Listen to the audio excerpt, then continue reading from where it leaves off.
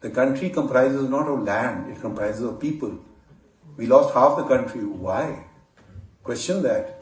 Was it because of corrupt politicians? No.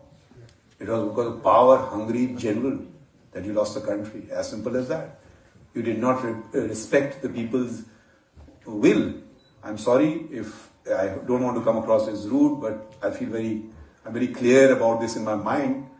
I mean, Article 5 says every Pakistani, wherever he may be, if you're a Pakistan, then the Constitution of Pakistan is bound by it.